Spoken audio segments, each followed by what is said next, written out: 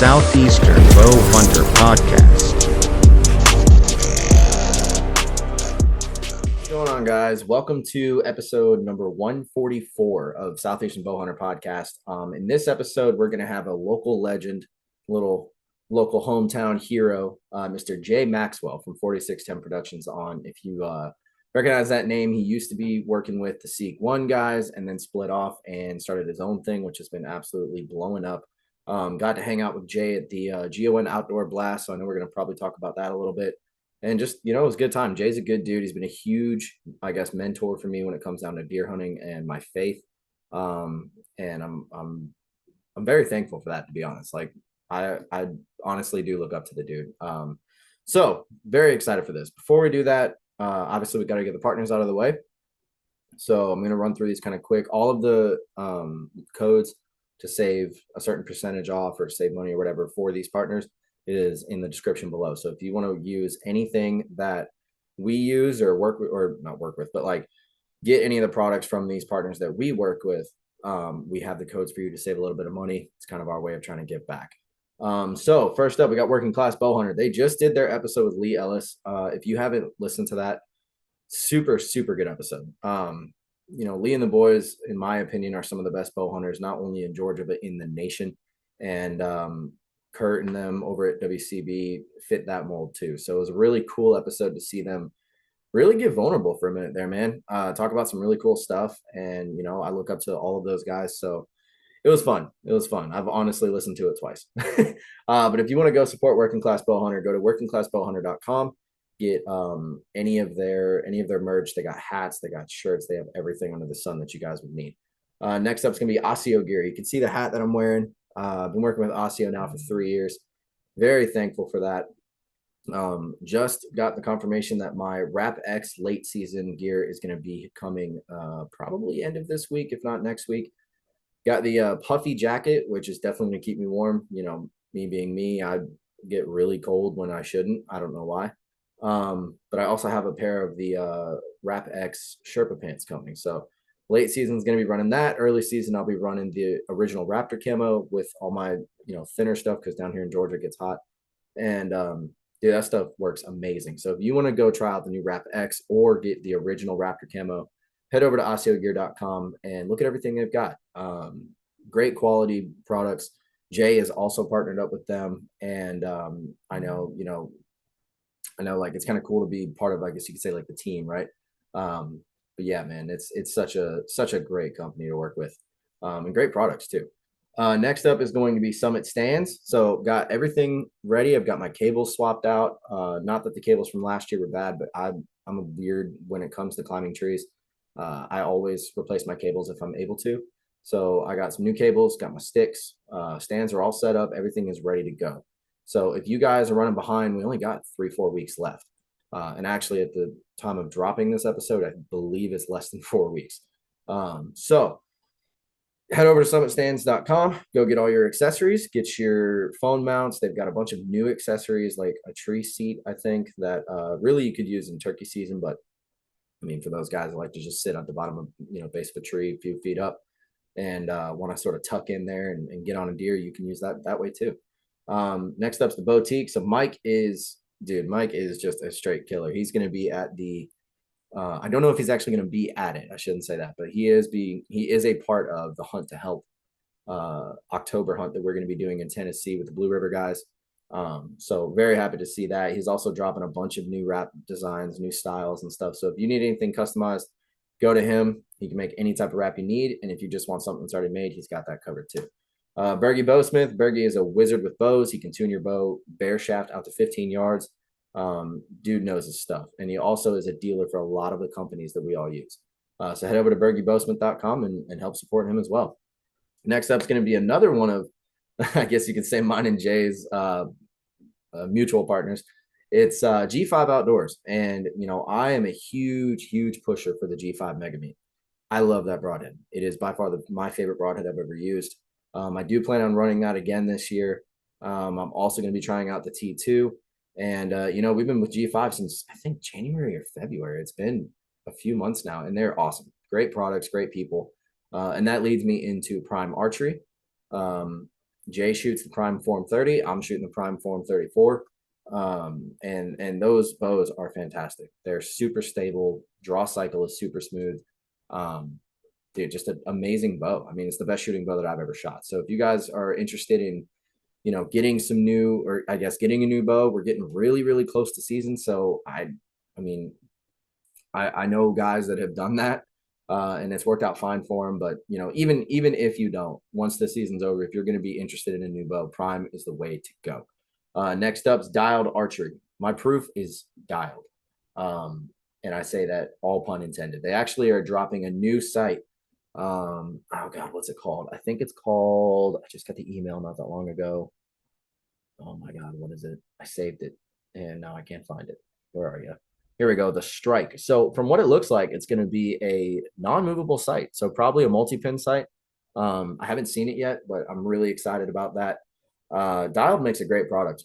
I've shot both the Arxos and the Proof. I still have both. I still have both that are sighted in. I would not hesitate to take either one of those sites and go out there and go hunt with them. So if you guys are in the market for a new site, I highly recommend Dialed Archery is your next move. They have a new small batch. I also forget what it's called, but they come out with new small batches all the time, which is basically like a specific design. They've done the Masters, they've done Mossy Oak Bottomland, they've done Working Class, just a bunch of stuff, man. So definitely go support them. Next up is going to be Ace Hardware Social Circle. It's my local bow shop. Shout out to John, Mark, and all the boys out there. Moultrie Mobile is my preferred cell camera company that I work with now. My camera's been working flawlessly. The picture quality is unbelievable. They just did this new update that the HD photo thumbnail it's HD. Like it used to not be. Sometimes it'd be a little grainy and you'd have to get an HD photo.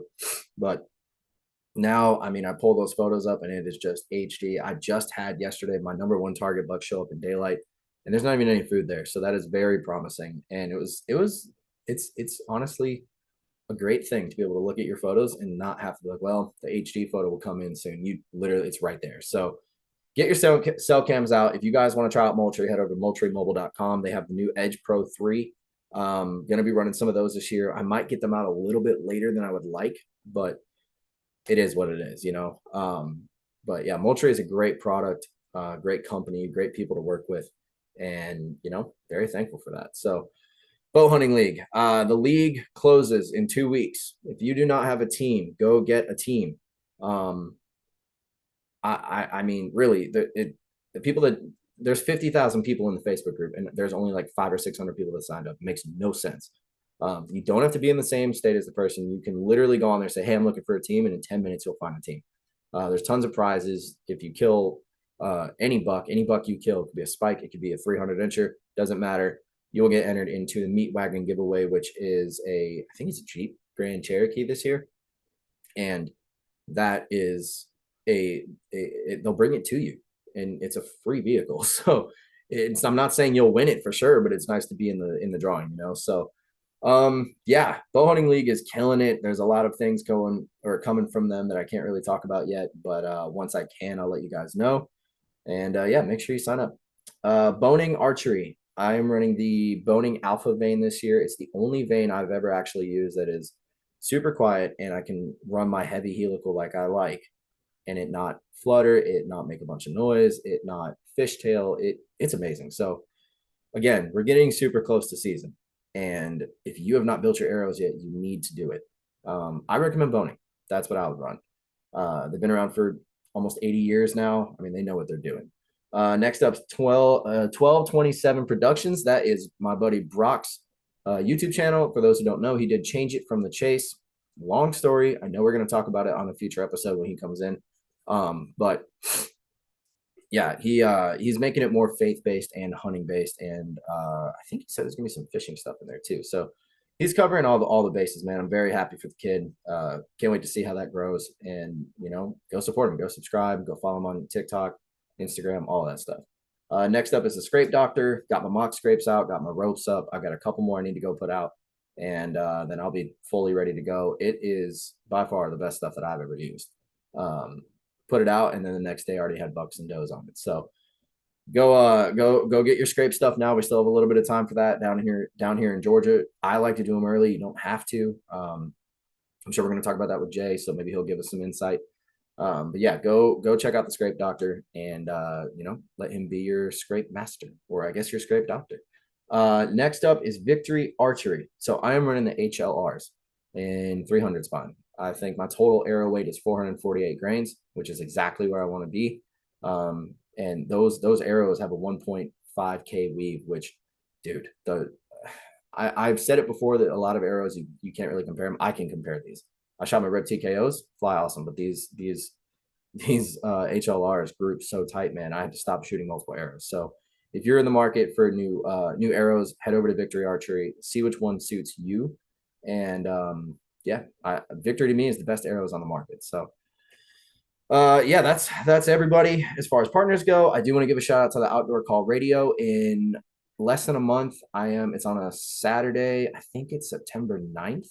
Yeah, September 9th. I am going to be going on that show to talk about the podcast, talk about how I got into this.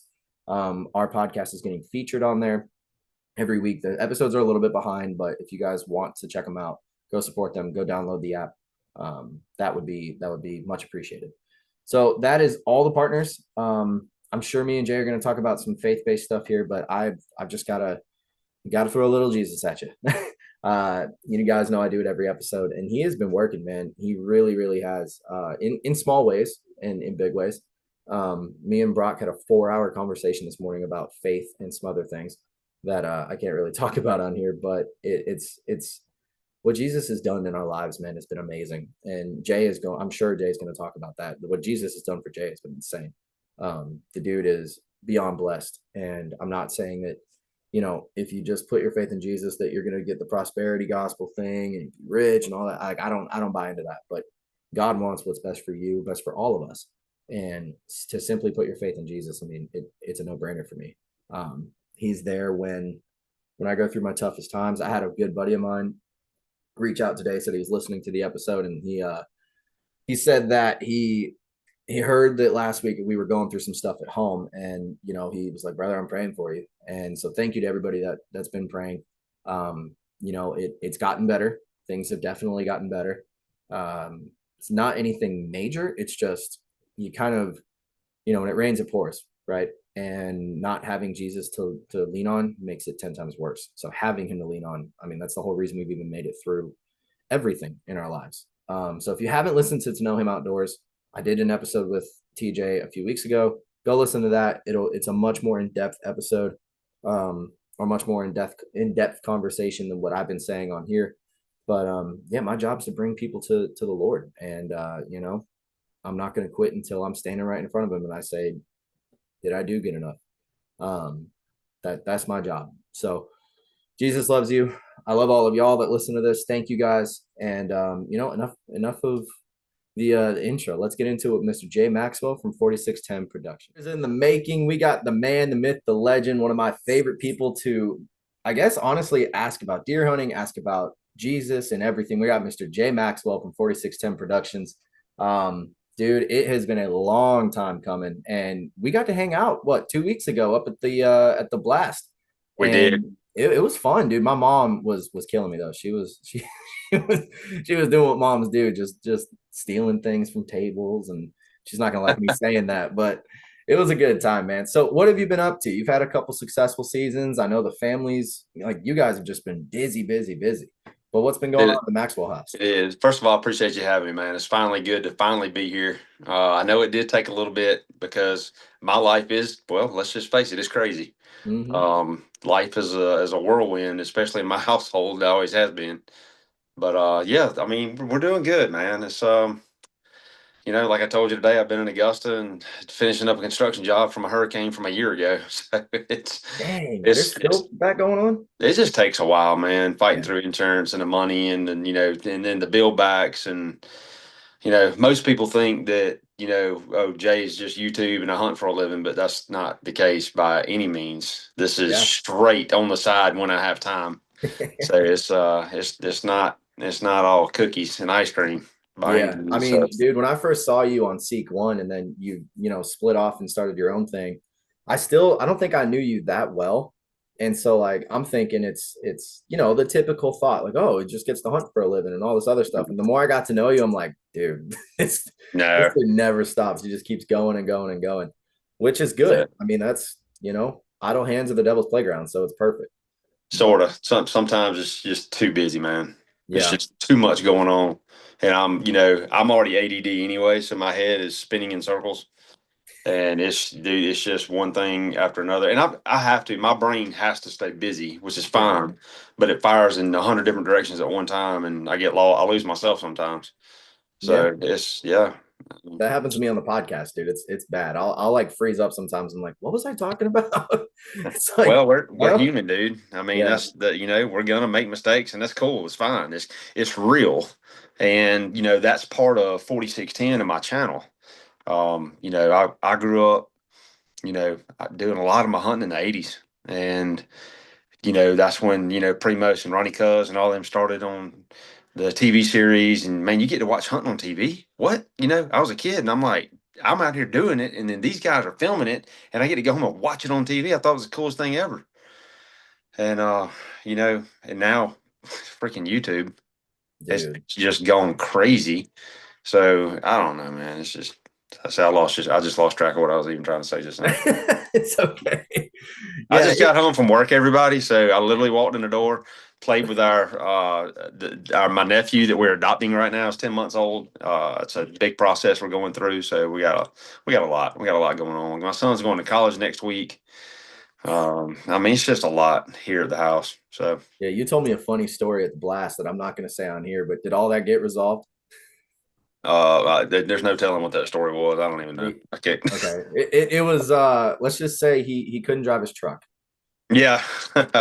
Well, that's a roller coaster. Yeah, So well, it's up and I'm down all the time. But dude. I am not. It's so funny. Like I feel like I said it to you at the show. Like I'm gonna be calling you about dad advice because my daughter on the way home when I picked her up from school today, she's 9 years old, gonna be 10 on Friday, and she's starting to like boys. oh boy. And I've already told her, I'm like, listen, I hunt, I go to public land, and I'll say this publicly. Yeah. Uh, you bring home one of these kids that doesn't have respect for you, he may not show up somewhere again. He might just disappear. Yeah. I don't know what happened, but and she's like, no, don't do that. And I'm like, well, look, I just make good choices, and you won't have to Yeah. worry about it. And it's wild to think in the next 8 years, not even 8 years, 5 years, she's gonna, be all about boys. My 13-year-old niece is already about boys, and I'm just like, Yeah. it's all gonna end up being the death of me. Like I can't. It's funny how they're all different, man. My daughter, McKenna. I'm really, really, really blessed, and a lot of you've seen her on my YouTube channel, Mhm. killing a few nice bucks with her bows and stuff. But I'm blessed with her, man. It's literally church first, and her church horses in the house, and she kind of lives in that bubble right there. She's 15 years old in June. She was 15, Yeah. and she does have a crush. And if you're watching this, I'm got my eyes on you, boy. He knows who he is, man. I love this kid. He's actually from our church, and he's a great guy. And but they're going about it the right way. I mean, we're just now starting to dabble into it because she honestly has had no care at all until Yeah. about she turned 15. But she's beautiful and talented, and she's got a lot of good stuff coming. And I don't have to worry about her, man. Yeah. She's gonna make good decisions. So I'm blessed in that way. Now Jaden is a different ball game. He started chasing girls when he was 12. I was gonna So say he's probably more like he was I 12, dude. was. He was 12. So Oh he might have man. got a little bit of that from me. I don't know. I'm gonna blame it on his mom either way. There So you go. That's the way to do it. That's the way to do yeah, it. That's funny, man. Yeah, I sometimes like, I've texted you before seeing stuff that I know Kyla posts on Facebook, and I'm like, hey, is everything okay? Because it yeah, just seems like you were saying before, it's just life is crazy right now. It just yeah, stops. So yeah. how do you take that and find the time to still Well, be consistent yeah. and killing big That's bucks? what the difficult thing is, and for me, I'm my own enemy in that whole situation anyway because I really do try to put my family first, and I'm really bad about if I go hunting, all right. So yesterday, this is a prime example. Mhm. Yesterday, I finally found a little window to slip out and go hog hunting, and I've got some hogs that are coming. This one big boar hog I really want to kill. I want to shoot him with a bow, and I get in the tree. And I'm setting my exonics up, and I look to my left, and I can't hear like I used to. I've got tinnitus in my ears, which I don't know if you know what tinnitus is, but if basically when you shoot a gun and the gun's really loud and your ears scream right after, my ears are 24 hours, 7 days a week, just like you shot a 300 Magnum. I go to bed like that. I wake up like that. It never goes away. So, my dog's in here barking like crazy. It's hard to concentrate. I got a Yorkie. Most of y'all know my Yorkie, but Best tracking dog in Georgia, right there. oh my God, I don't even know what I was going at here. I was after something. I It was forgot. a life. It was a life balance of having the family Yeah, stuff and dude. deer hunting. So, it's extremely difficult, for me. So yesterday, I look and I see these hogs, and the hogs are, dude. I'm setting my ozonics up. I hadn't even pulled my bow up in the tree yet, and there's a big boar hog at like 25 yards. Super early. He's an hour earlier than he was yesterday or the day before. And I'm like, oh my God. So I ease my bow up, and I'm trying to get my bow to me. And I don't know, the way I had to pull my bow up, I couldn't tell if he actually saw it. I was trying to hide it on the other side of the tree. And I don't know if he saw it. He whirled around me. They caught my wind, whatever it was. And a hog lets out a, and you know something's wrong then. Yeah. Like he knows, like, something ain't right. So there they go, bouncing off. And my first thought was, I'm fixing to sit here probably for the next 2 hours and waste my time when I could be at home, helping with the baby, helping McKenna with the horses, helping Jaden fix whatever Jaden needs fixed. I need to be at home. So I play, I'm a devil's advocate. I'm always playing my own self off. And because I'm always like, I don't hunt as much as people think I do. Like I utilize my time and I really work my cameras and stuff to my advantage. And I pick and choose my times when I go. Most of the deer I hunt, most of these deer I kill, I usually hardly ever sit more than about 5 sits because I'm watching the wind, I'm watching the time frame, watching my cameras. And people are, oh, a lot of these old school people, dude, I'm old school, man. I mean, I killed deer in the 80s, man. Come on. And a lot of these people are like, oh, you use it, you don't need no cameras and feed and all this stuff. Man, that's a bunch of baloney, man. It's where we are. Yeah. It makes my life easier. I don't get to hunt like people think I do. So I get to pick and choose my times. It's like last year. This is every year. Opening day of season. I bet you I got 50 texts or messages or whatever, at least. What'd you see this morning? What'd you see? Did you kill one? Open in the morning. I'm like, dude, I didn't even go. I'm sorry if I was one of them. You probably I were. may have been. I'm like, I didn't even go. And they're like, what? I'm like, Yeah. dude, I don't go until it's right. If that deer is coming in the mornings and I can slip in without busting him, then I'm going to go. But if not, most likely it's going to be an afternoon hunt, early season anyway. You don't want to go in there and jack it all up, and mess it up, bumping him out of the bed or getting in. Access is extremely important. So, but so I utilize my cameras a lot. I mean, we just did that Lone Wolf Road show, and I think you asked me how it was last weekend. It was fantastic. Yeah. Cody DeQuisto is a pretty cool dude, man. Oh, was Cody there? Oh yeah, it was really good to hang out with Cody. Man. I love what he's got going. This is the 5th year that they've had the road show. Yeah. I think it went very well. I love the information. It's very informational. The food was fantastic. I got to speak for about an hour, and just giving instruction on calling techniques and what I do and why, and But one thing that we talked about, and there was a couple guys that were in my group that were speaking too, and they're you can't just depend on the camera, and you can't just not. You got to just go. Well, yes, you are right. If you have time. Yeah. I don't have time, dude. My cameras let me know when he's there. If he's in the area, that helps a lot. That helps a lot. Just let me know he's in the area. I hunt blocks of woods. It may be 20 acres.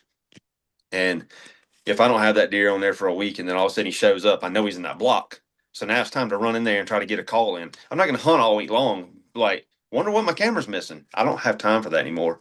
Yeah. Before we had children, yes, I had time. That was 18, 19 years ago. Plenty of time. Dude, I would go and sit and hunt and sit and sit and hunt and call and and I just can't do it anymore. My life is way too busy for that. I feel like I need to be here at the house, taking care of things, taking care of my family first. It's like, and that's one of the number one reasons why I left Seek One. I didn't have time. Lee and Drew were going at a certain angle where they wanted to really, and you see the new guys coming in. Yeah. I just watched Jason. I had just sat down and watched Jason Whitlow kill that suburban deer that he killed. It was like, I think he pulled the tape on 190 inches. It didn't look like it was 190 inches, but maybe it was. If you hadn't seen it yet, you got to go watch it because it's fantastic. I love Jason. Great guy. Is that the one where it's like new city, new buck or something like that? Maybe he killed him in Virginia. It's his biggest deer he's ever killed.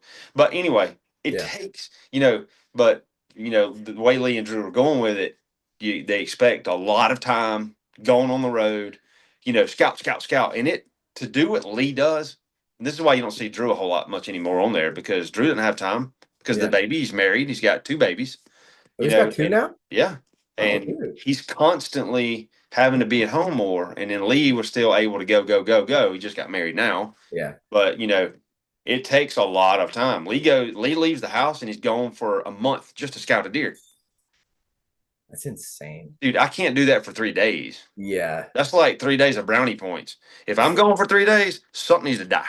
Yeah. Like, I need to bring something back. So I just couldn't do it. So, that's where 4016 came in, and being still, and dude, I've got so much chaos. I don't have it easy by any means. I'm not financially well off. I'm working 3 different jobs. I'm trying to make ends meet. I'm trying to pay my bills on time. I mean, I'm a hard working dude that, I struggle like a lot of people, and it's not easy. It's not easy at all. And I'm very blessed to have the time that I do get to hunt, and I try to capitalize on it, man. I've got it down to a little bit of a science because I have been killing deer since the 80s. Like I told you, I killed my first deer with a bow in 91, and I've pounded them. I don't know how many hundreds of deer I've killed with a bow. I have no idea. Well, I know one of my favorite stories that you've told on here, and you were telling at the roadshow, because I saw the clip, was was it your first buck that was 102 and he fell out of the back of the truck?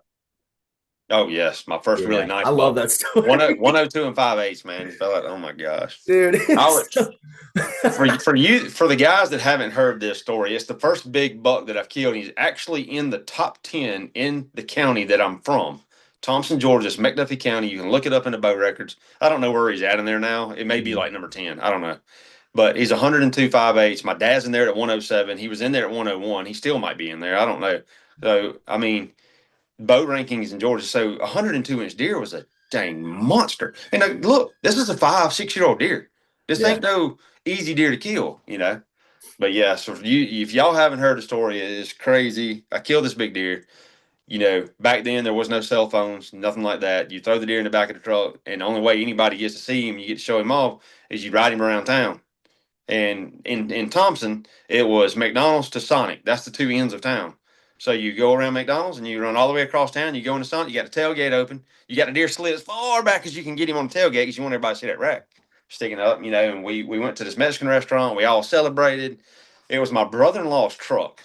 Big jacked up 95 white Z71 step side, Mickey Thompson 6-inch lift, Flowmasters. And I'm already big and bad because I get to drive the truck, but now I get to drive my bow deer in the back, 16 years old, 16, 17, yeah, because I went to college. Yeah, 16 years old. Or no, 17. Maybe I was 17.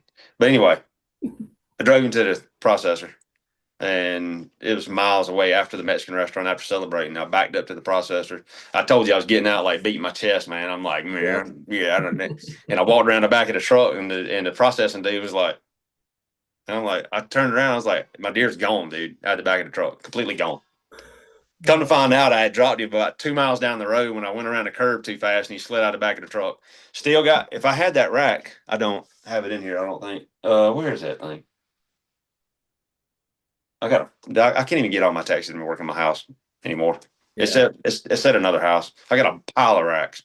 Anyway, he's there, but you can see the asphalt marks. He hit asphalt and skidded down the road. But luckily I was able to get him, and I got him scored, and he was 102 and 5/8. So I think is what he went in, or something like that. 102 and some change. Yeah. But he went in the record book. But it's funny. I mean, that like when you told me that, that gave me hope because, you know, the buck back here, that's still the only buck I've killed in the past 3 years. And it's not because I haven't had opportunities, right? It's just I've kind of gotten to the point where it's like, yeah, you know, I think he was 102 and 4/8. Yeah. And I just want to kill something bigger, but everything that's bigger is older, you know? Yeah. So I've sort of adopted, like you were saying earlier, that you don't hunt as much and you let your cameras tell you as much as they can. And that's when you capitalize. I think this season I'm probably going to do that because I've had the same thing. I've had buddies of mine I talk to every day and I'm like, yeah, I don't think I might not hunt opening morning. My schedule will be open, but I might go that evening. They're like, oh, dude, why not? I'm like, cuz they're in there. If you put food in there at this one specific spot that's got like 3 or 4 shooter bucks on it, you go into that spot in the morning. I've literally had one of those bucks come walking up to me last season at 10 yards. Didn't even see me. I don't know how because it was a street light. And he comes walking up to me, busted off. I didn't see a single thing. And I learned quickly, you don't go in there in the mornings, especially early season. And so I'm like, if I need to sit and wait, I'll wait. If the wind's not good, I won't even go. I'll go either somewhere else or public or something else. So, and I feel like, so like kind of transitioning into the sort of suburban hunting style, I guess. What is like the key to that? You know, because not only when you were with Seek One, but definitely now too, you've been staying so consistent. Like, what did it take for you to sort of figure out that method of hunting? Landing properties with potential shooters on there is really huge. So, luckily for me, you know, I started this back when I killed the state record as the first suburban hunt that I actually did.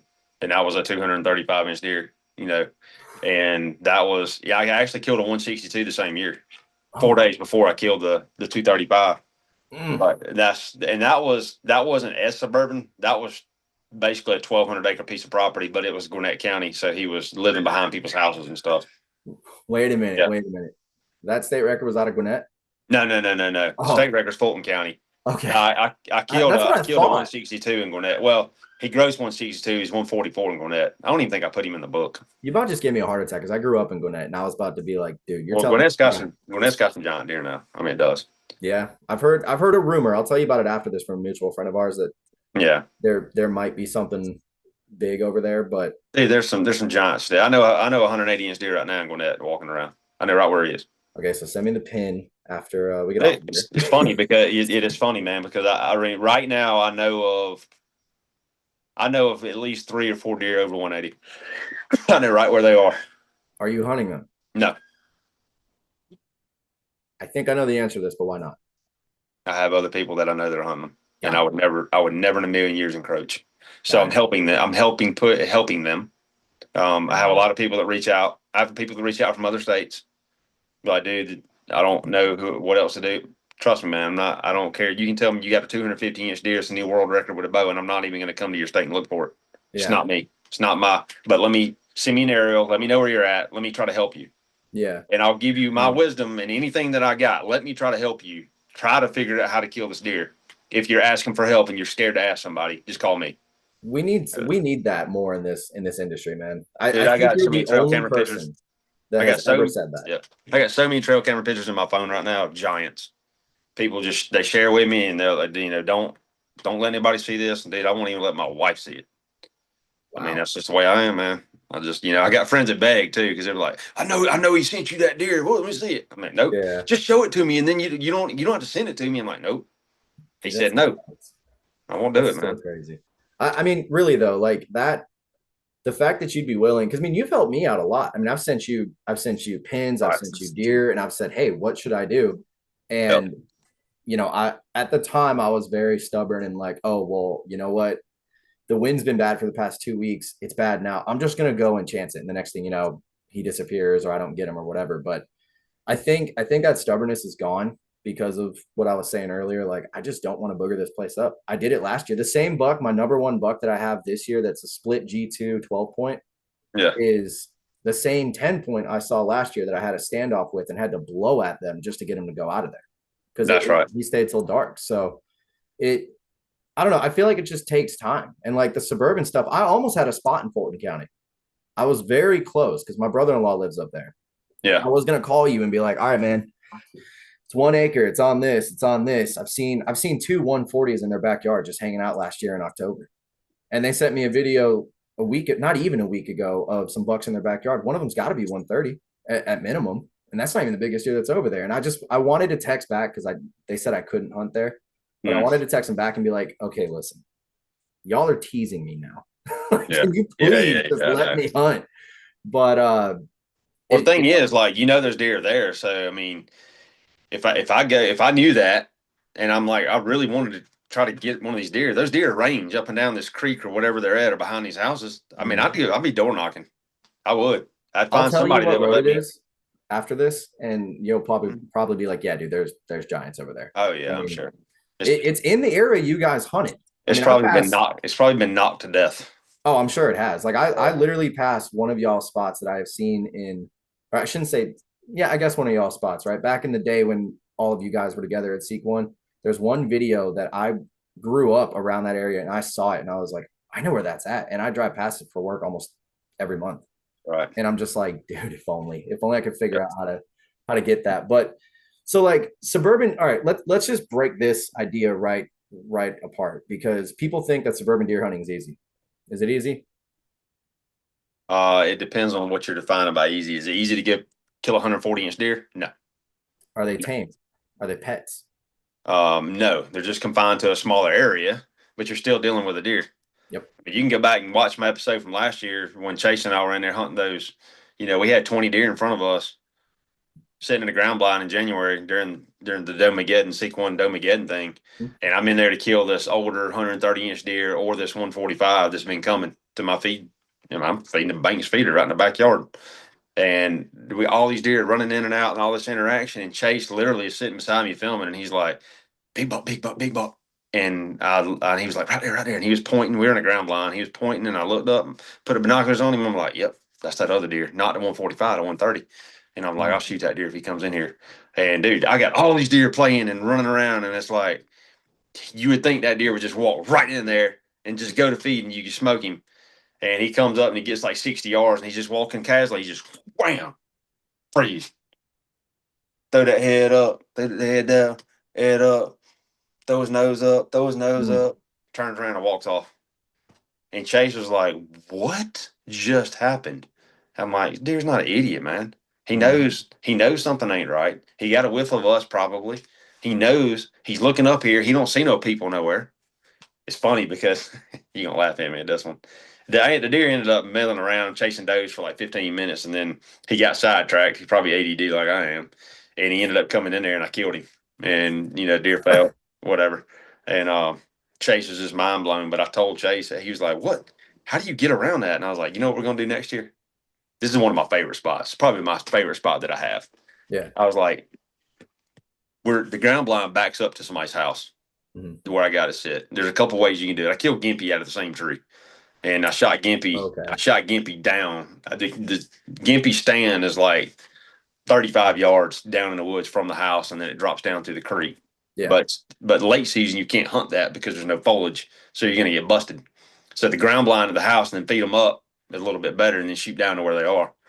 But I told Chase, I was like, they see us come down here and feed them, and it's okay as long as they can see somebody. Mm-hmm. So as long as if that buck was coming like that, and he gets to that certain point, he can smell a human, but he can't see a human, there's a problem. Yeah. I told Chase, I was like, man, I'm going to buy me a mannequin. I'm going to put it up there in the driveway and have it stand up there. And when he smells us, he'll look up there and be like, oh, there he is. And then he'll just walk right in. I guarantee you to work. I thought, what's you just funny? Have to adapt. You have to adapt. That's all you got to do. Me and Hunter were talking about that exact scenario because I hung a stand a few weeks ago, and it completely busted all the deer out for over a week. And I was freaking out because this place, dude, I mean, you put food out, they're on there 3 hours later, and they don't care. Yeah. And so me and Hunter were talking about it, and he was like, dude, just get a mannequin and put it up in the stand. And then that way, put some old camo on it or something, let them get used to it. Yeah. And just take it down when you hunt. And I was like, well, it's a little late to do that now, but next year I may honestly do that. There's a lot of people that have done that, actually. They'll put a mannequin in their stand, and then the deer just get used to it being there, and it's simple. One thing that I've thought about doing, and I did it one time, and I did it at that spot. Yeah. I did it one time, and I don't know if it helped or not because I really didn't dissected enough as I should have. But yesterday when I was hunting, I've hunted these hogs 2 times now. I hunted them Saturday and I hunted them yesterday afternoon, and they busted me both times. And I thought to myself, they're winding me. If they just could get used to my scent. So I really, before I left, I was like, I should take off my shirt and my pants and like tie it to the top of the feeder and just leave it there with my smell all over it.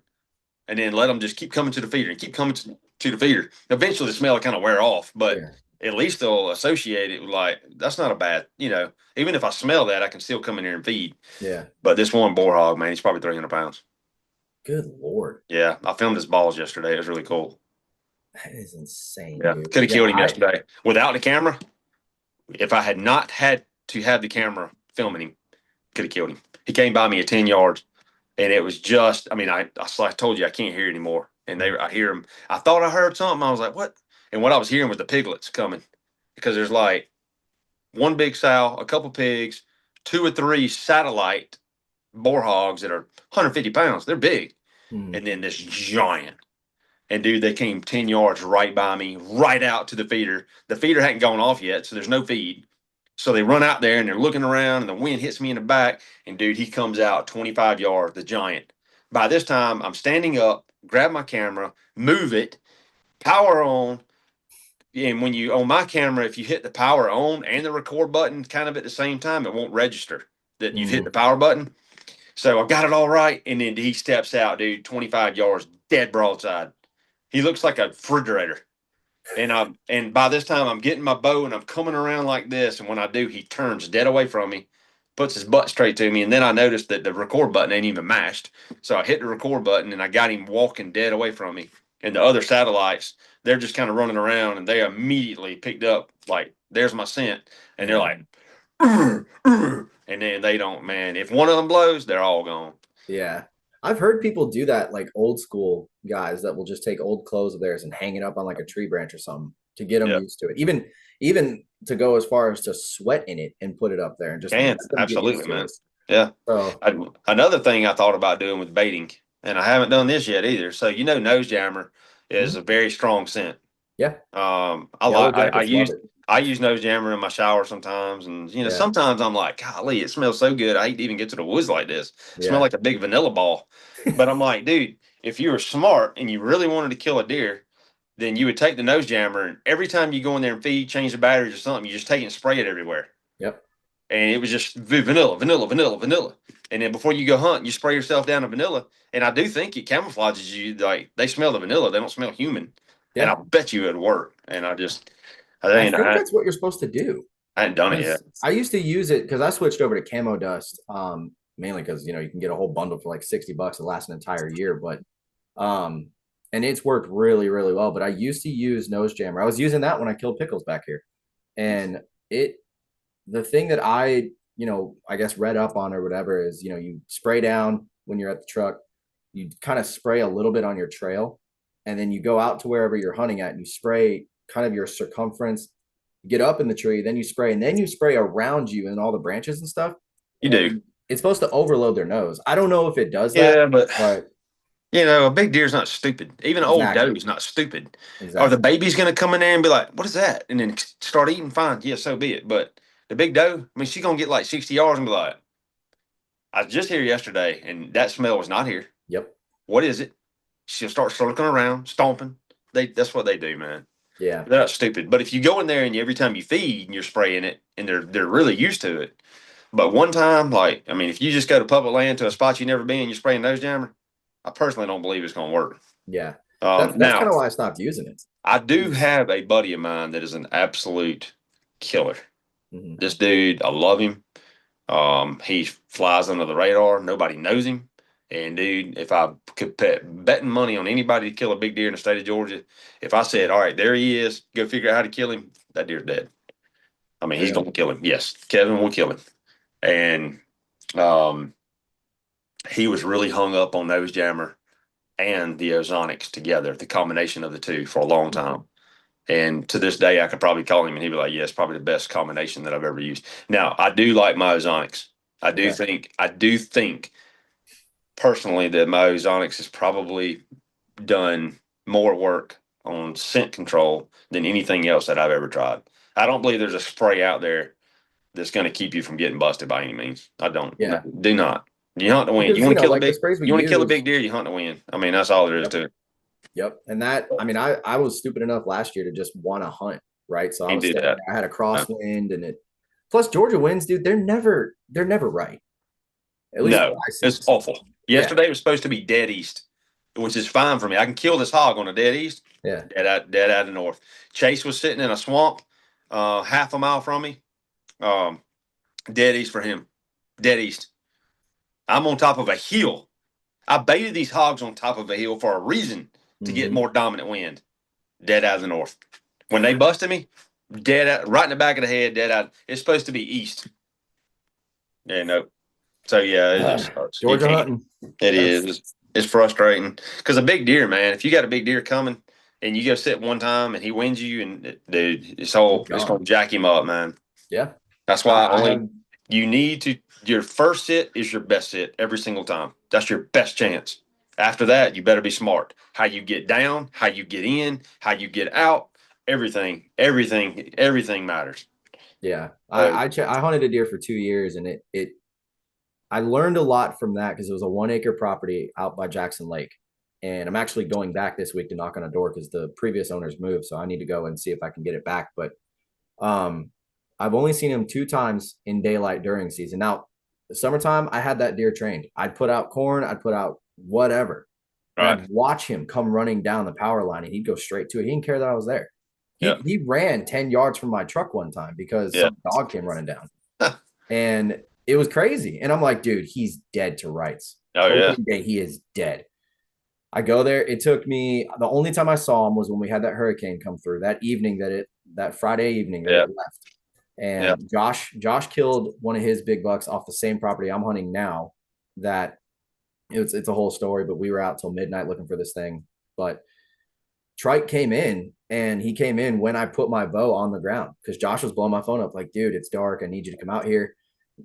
This is the most rookie mistake I've ever made, but it also taught me a lot because the wind was going, and I don't know why he did this, but the wind was going up the power line, which is where he always came down. So I'm thinking, big buck, he's at least 5 years old. He's going to come down the power line like every other deer did.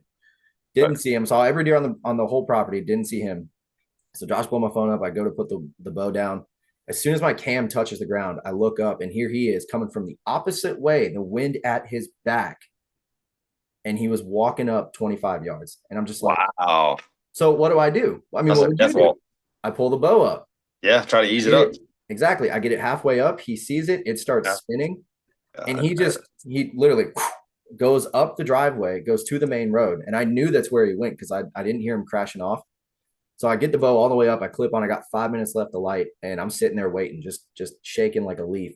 And he doesn't come back in. So now I'm like, all right, I really can't see my pins. So I put my bow down, and what does he do? As soon as the cam touches the ground, this deer comes walking out 25 yards again, directly at me, goes to the food, and I just watch him. And I'm like, dude, I don't care. I try to get it all the way up, and once again, he saw it and just I never would have thought. He what? I never would have thought that deer would have come back again. That's crazy. Dude, he was so comfortable. But what I learned from him is those 2 years, like my truck's kind of loud, right? It's got no muffler or anything like that. I would normally go feed over there with my work van, which is very quiet. Yeah. I drive my truck in there and I park, and my truck was only 30 yards away, right? In the driveway. And I started realizing, like, the days I'd go and feed, he would show up 20 minutes later. The days I'd go in to hunt with that truck, he wouldn't show up until I left. Yeah. And so I'm like, he clearly hears it. I looked around, I tried to find his bedding. I could not find it. I don't know where he was at, but so man. So you got a muffler now, right? I'm working on that, yeah. I am. But see, here's the good thing. All my spots, especially this one really good spot, it's 5 minutes down the road. And if I kill something, I can just, if I say I don't get a muffler on before season starts, I'll just drive my work van or Jessica's Jeep, for sure. And I'll just drive back. So there's plans. It's just, that's good though that you're paying attention to stuff like that, because that little bitty stuff matters way more than you think it does. Yeah. even if you're parking 300 yards away from it, I still have noticed that when I drive that specific vehicle, the deer react to it. That's right. So, I don't know. I think so let me ask you this season, do you have any sort of prospects, any deer that you've kind of got your eye on or that you're willing to talk about? I think you may have been one of the 100 people that asked me that at the show last week. What do you have on camera? I gotta know. I don't have anything on camera because I don't even have a camera out. Really? Oh, didn't you say something about you're not putting your cameras out yet? I ain't got them out, man. I don't have them out. Look at this. I've got sitting right here on the desk. This is my rechargeable Wise Eye batteries that I just got, and I hadn't even charged them yet. Well, look, if I to. can find a day, all right, and you need me to go put cameras out for you, I will. You just tell me where to go.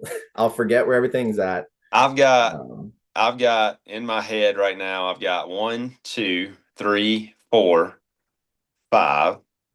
I've got 5 spots that I could probably get put these Wise Eyes right now, and out of the 5, I'll have at least 3 shooters. But that's one of those is where Gimpy was. Look, dude, yeah, for sure. That's the deer that came before Gimpy, and he's there. And the only reason I know he's there is because my homeowner is one of the most fabulous people on this earth, and he loves what I'm doing. He loves watching it. He loves being a part of it. He's actually watched me kill one of my shooters, like straight up watched me kill him. And he's not a hunter, but he loves being entertained by the deer. He helps feed, he helps do everything. So he sends me videos of what's at the feeder because the feeder's in his backyard basically. So when they're down there, he'll just slip out of the garage and I get some of the most incredible footage that you've ever seen because it's on a camera there. It's on an iPhone, dude. And yeah, I know. So I know who's there. I know when he's there. I know he's there. I got a 150-pound Banks feeder. Takes 3 bags, fill it up, and they'll bust it down. In about 4 days, they'll eat all that up. Right. There's just so many deer in there. So theoretically, I know he's there. The deer lives there. I know the deer very well. He's been there for 5 years. All I need to do, when is the season open again? September what? 13th. Yeah. So September 1st, I can go in there and fill the feeder up and get that deer coming every day for the first 13 days and slip in there that afternoon and kill him. Probably that's what I did with Gimpy. Yeah. Gimpy was the same thing, man. I knew that deer. I've had him in there for years. I've been watching him, and then, I got him coming, and I kept him coming when it was prime time. When I knew I was going to go, and I hunted a marginal win that day, but Gimpy had been coming so good, and he came from the perfect location, dead upwind, and straight to me. So it was perfect. So, say you got a guy that just moved to, let's just say, Fulton County, and he wants to start door knocking and do what you guys have done. What steps would you tell him other than go and just knock on doors? Like, what would be something, let's say, starting in July that he should start doing? Like, what would you be doing? I mean, that's the number one thing. You got to figure out where you're going to door knock. Okay. So, I mean, research your maps, feeder. And I just talked about this at the Lone Wolf show. That people are like, where do you start? Like, how do you know where to go? Yeah. 100% water. Feeder creeks, big creeks, rivers, anybody that's got any kind of water, which you can pull up on X, anybody can. You can pull up Google Maps, whatever, and you can see every little creek, drainage ditch, and you can highlight them so they'll show up blue. Yeah. That's a bottom. That's a draw. Deer funnel through there. They're 100% going to deer funnel. You're looking for where one drain comes into another drain. It makes a mega drain. It's just simple. You can literally zoom out and see deer trails. My brain does. Yeah. And I'm like, well, I go to that house, that house, that house. I can literally, it's no exaggeration. I don't knock on doors as much anymore at all unless I get just like, if I heard that a deer's in this area and nobody's pursuing him, then I might go maybe knock on a door then. But other than that, I'm hunting spots that I've already knocked on a long time ago. I'm not going to say I'm burned out on it, but I could literally get in my truck tomorrow. I could put 5 cameras in there and 5 bags of feed, 5 blocks, whatever, and take off. And I could come back with at least 3 Suburban spots tomorrow. Jeez. No problem. What's the trick? Now, I might be knocking on 15 to 20 doors, but I'm gonna get them. I'm gonna land something. Yeah. Because I'm going to start doing that out here by me. So, like, what is the? Well, it's harder. It's a little bit harder being out there where the more country you are, the harder it is. Yeah. Because you're dealing with dogs, more dogs there. You're dealing with people that they like to be outside a little bit more. They want to live in the country for a reason so they can utilize their property. People that live in the city don't want to utilize their property. They don't really give a crap. They might have 5 acres and their backyard is fenced in, maybe where the pool is. They're only going to go inside that fence. They're never going to venture down to the creek, usually. It's true. So you'll have better opportunities. And then, some areas, I just gave Chase 7 acres in Lithonia. I mean, Lithonia's got a few good deer in it, but I gave him 7 acres that I knocked on, I landed that property 7 years ago.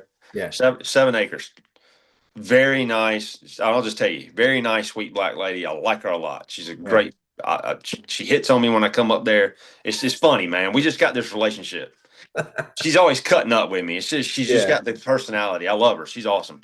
But, I had a shooter the first year I was there, and I ended up not even chasing him because I was hunting another deer in Atlanta. So I didn't even go after this deer. I could have killed him numerous amount of times. Then he just disappeared. So went back the next year, put a camera out, didn't have anything over 120 inches. Next year, nothing over 120 inches. And I just kind of, that was 2 years ago, and I didn't even put a camera in there last year at all.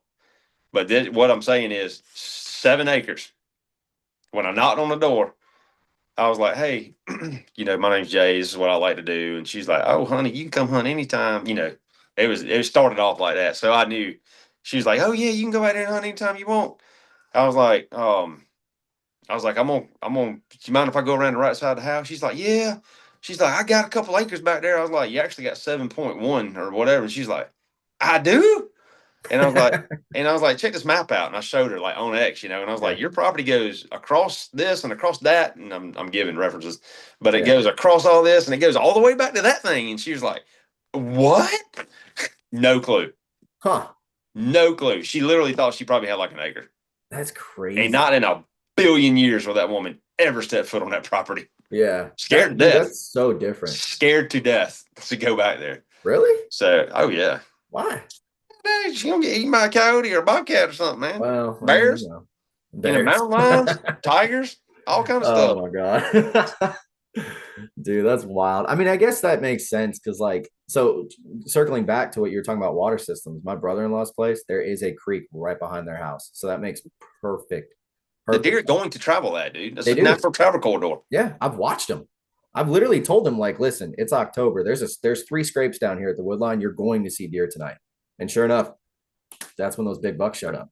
Yeah. I mean, it's just crazy the difference because, most of my spots, I right now only have two spots, one 5 minutes from the house, one in Monticello, both of which are less than 10 acres. But the Monticello one butts up, and I've told you about it before, it butts up to hundreds and hundreds of acres. So, it's a small spot, but it's not.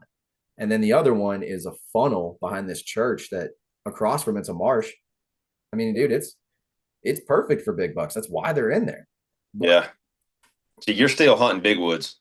I mean, that's not big woods, but it is big woods. Yeah. That's a 10-acre block that borders a 100-acre block that borders a 1,000-acre lot that the deer can go anywhere.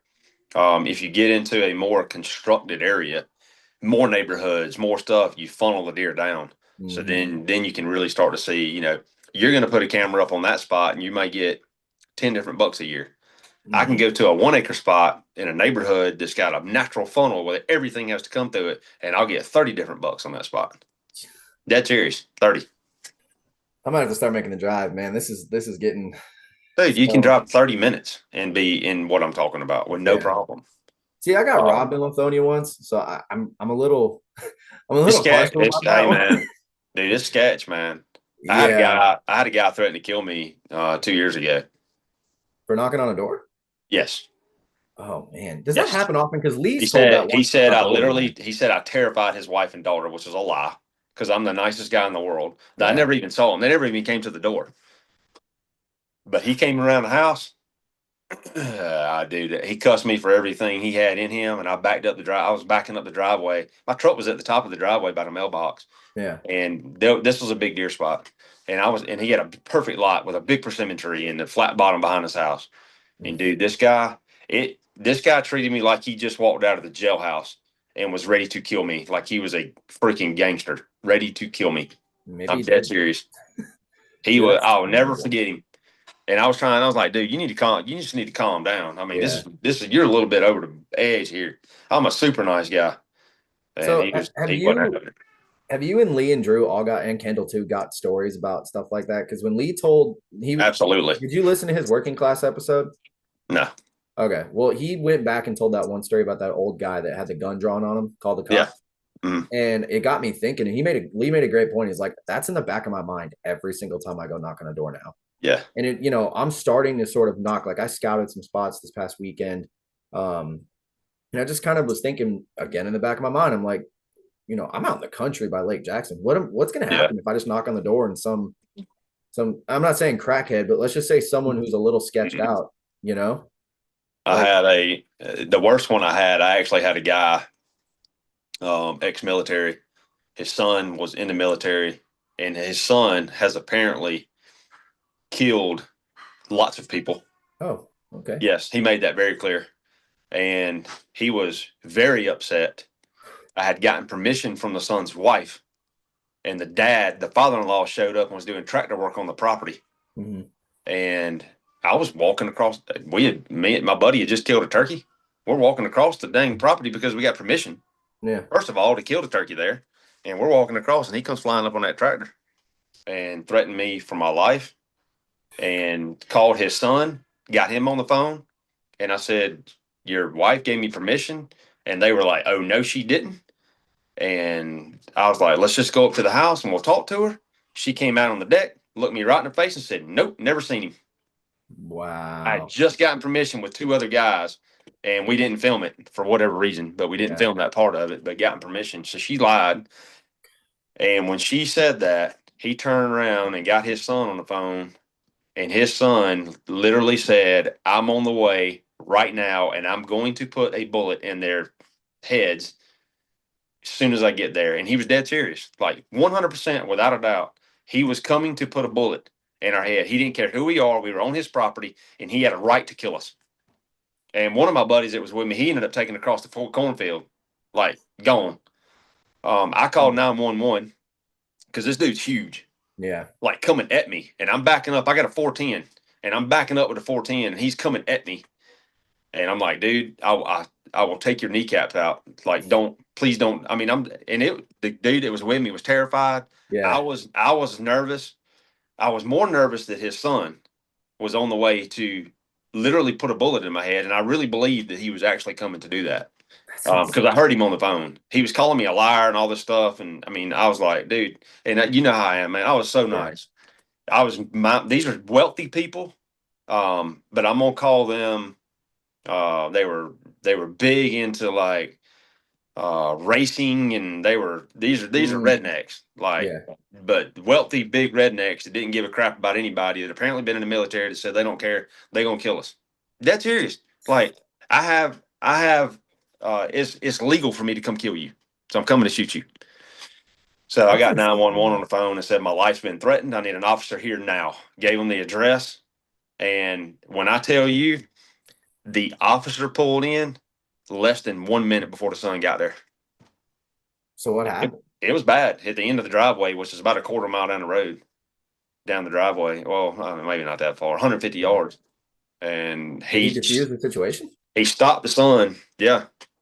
Got their side of the story. And then, dude, it was bad. The officer could easily tell how crazy these two people were. Yeah. The father and the son were just absolutely the wife, bless her heart, she's probably abused and beaten, because there's no telling what they did to her after we left, too. Brand new house.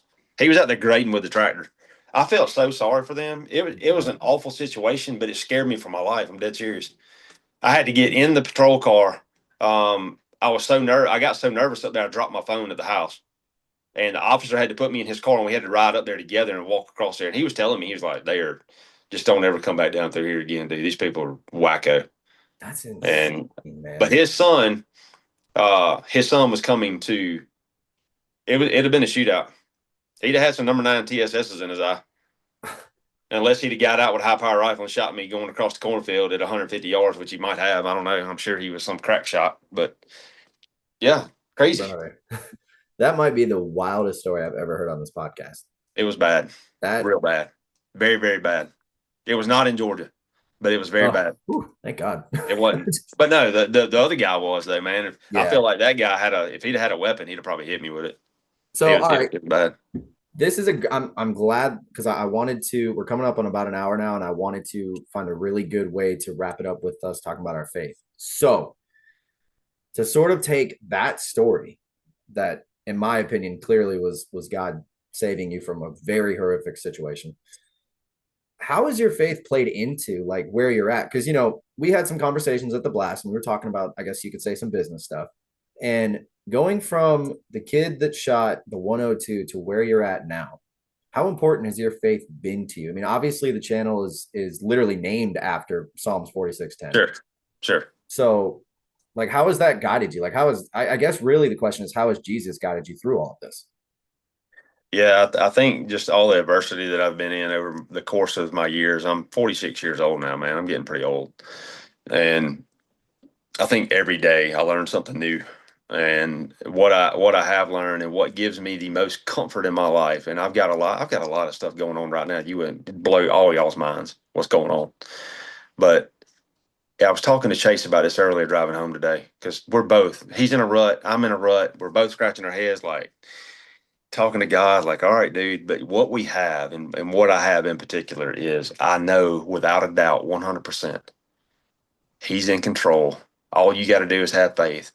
I told Chase, I was like, dude, I feel like God is letting me just tread water right now. Like, and I've been treading and treading and treading. And I used to be a lifeguard, and one of our lessons was treading water for an ample amount of time, like 30 minutes. And 30 minutes of treading water about kill you without a life jacket. Well, I'd have died for sure. You got to float and do all this stuff. And I was like, I told Chase, I feel like I'm in lifeguard school, and he's letting me like literally almost drowned. And then I have to float. I have to learn to stay afloat and hold my head above the water. But the funny thing is, I mean, with all the humility, I can almost laugh it off because I know he's got me. Mm-hmm. I have so much faith that he's not going to let me drown, that nothing bothers me anymore. Nothing. Do I get upset and lose my temper and do the fleshly desires that a man does? Yes. But he is not going to let me drown, and I know that. I know for a fact because that's where I am in my faith. I love him so much. There's nothing better in this world. And I hope that every man gets that desire and feels that passion for God like I do. Because we're going through some crap right now, man. Whew. Well, he'll keep me floating. Yeah, I mean, and that, you know, that's why I brought it up, because every episode I always try to push Jesus, you know, for a couple of minutes and you know, share what he's got going on, and like, you know, I'll get vulnerable with it, you know. I sent you that podcast I did a couple weeks ago. Yeah. Right, where it was an hour of me just opening everything up, and it was rough, right? But the thing that, you know, like so in all seriousness, you and Lee and Drew, so really the whole 4610 Seek One family is a major reason why I can be open and honest and bold about my faith. Like, you guys were the first people I ever saw that were hunting and talking about God. Yes. And, you know, I get chills thinking about it, because I remember 6 years ago when I started hunting, and y'all's videos were the first ones I found. And I was like, I didn't know who Jesus was. I mean, I knew who he was, but I didn't have a relationship with him. Right. And I see you guys talking about it, and I'm like, huh, Seek One, huh? That's interesting. And then you came out with 4610, and I was like, now that, I don't care what you're putting on. You could literally have you just, you know, cheerleading around or doing some goofy stuff, and I'd still watch the video just to support you. It's like, right. It's faith-based. And I just, man. Well, dude, I'll tell you a little bit how this whole leave thing even came up. I was actually sitting in church one Sunday, and this is a long time ago, 10 years ago. And I was sitting there, and I'm sitting in church, and I'm an avid church goer.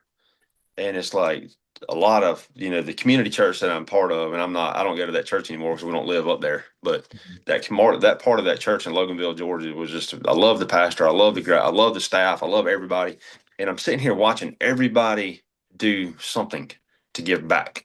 And it's like, he's a deacon, and he's doing this, and he's leading small groups, and he's up on the stage, and he's he's preaching and he's the greatest worship singer I've ever seen. And like, God, he's giving back right there. And like, he's teaching people all about God.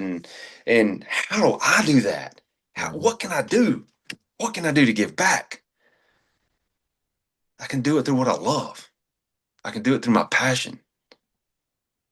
I'm not going to come and beat you over the head with it, but I'm going to certainly let you know that I know where I'm going when I die, because we're all going.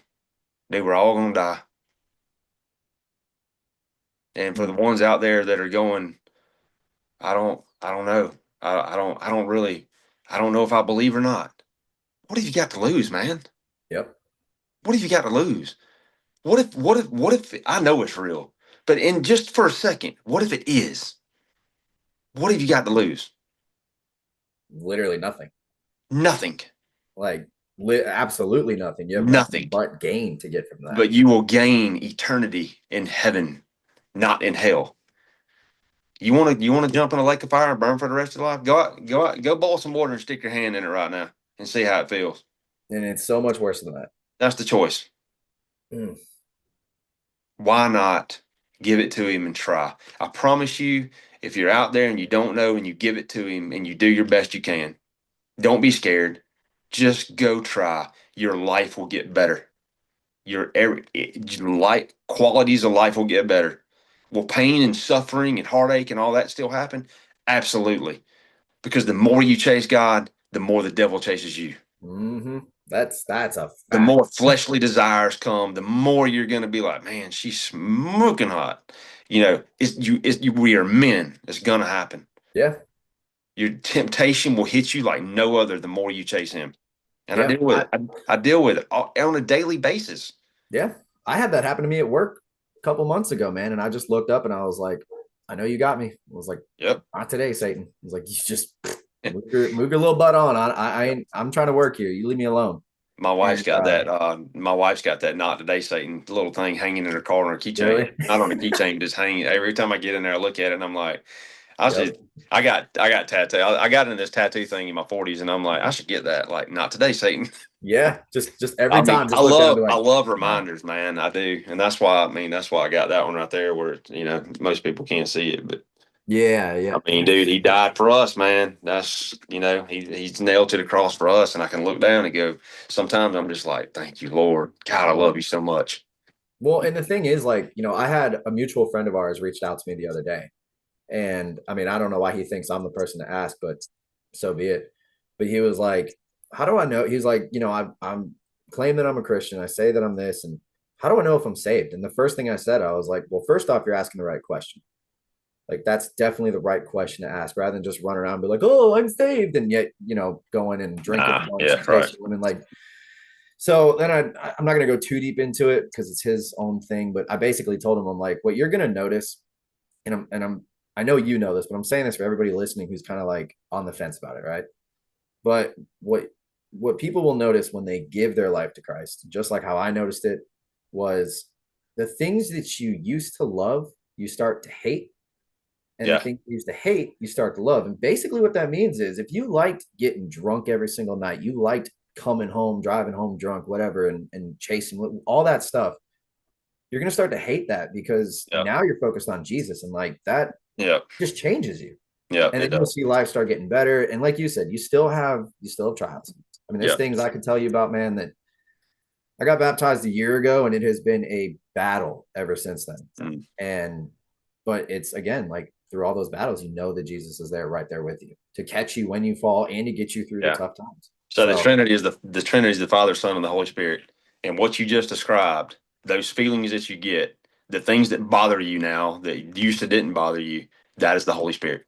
Yep. That's the Holy Spirit living inside of you going, this is not right. And it. It's not your conscience. It's the Holy Spirit reaching into you because you have given yourself to Christ. You're giving yourself to the Lord, and you have chosen to follow Him. Will you still slip and fall? Dude, I slip and fall every single week. Mm-hmm. God also allows us to repent from that and ask forgiveness and try our best not to do it again. And that's what we're doing. So You don't have to be some holy roller and think your whole life is, going to be perfect because you gave yourself to God. I told you that devil will chase after you like no other once you do. But your Yeah, quality of life is going to get better. dude. That's like tithing right now too, man. In the Bible it says 10%. You know, my wife and I give, and every time I give, I'm like, oh, man, I'm broke as a joke. How? But he always gets you back in it.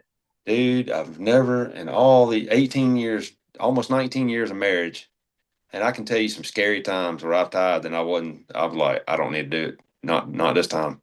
We won't be able to eat groceries. Like, seriously, we will Yeah. not be able to eat this week. And then something happens. Something comes through. It's just the weirdest, craziest thing ever, man. I love him so much. And that's what Yeah. the faith, and then that helped me build my faith to where I'm at today, where I know he's not going to let me drown. I know that God is going to, I know he's going to keep me afloat. I know he's going to keep his hands under me so I don't sink. I just know it.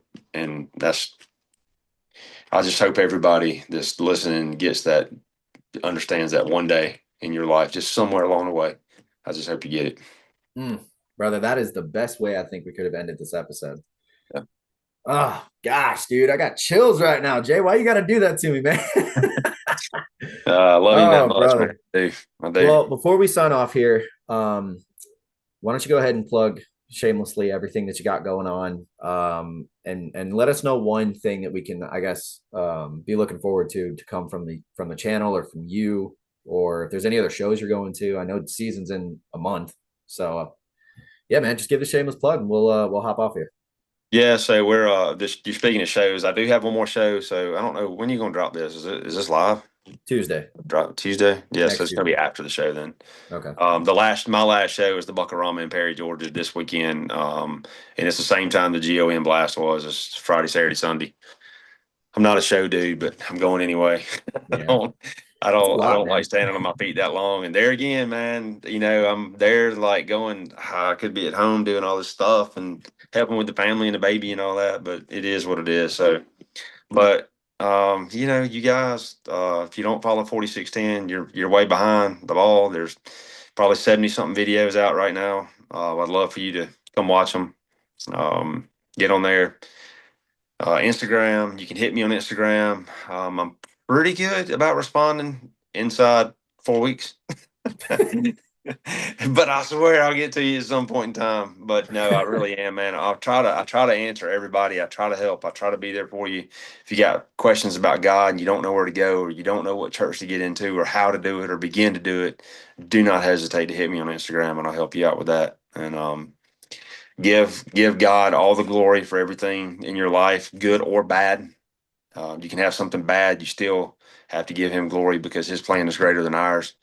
And we just have to remember that in Psalm 46:10, be still and know that I'm God. And that's being still for him, being still in the woods, and just remembering what he put us here for, and that's to love. And to, I'm hoping I can take as many people to heaven with me as I can, because I'm certainly going to be there. Awesome way to end it, man. Thank you for coming on. Yep. We'll make it, what are you saying? About 2 years, we can do another one? Yeah, on my schedule. Oh, gosh. Just joking, man. But Yeah. no, for real. Thank you for coming on, dude. It's an honor to have All you right. on here. And yeah, I guess we'll see when we can do another one. See what the season brings for us. Good. Thank you, brother. Appreciate you having me. Yes, sir.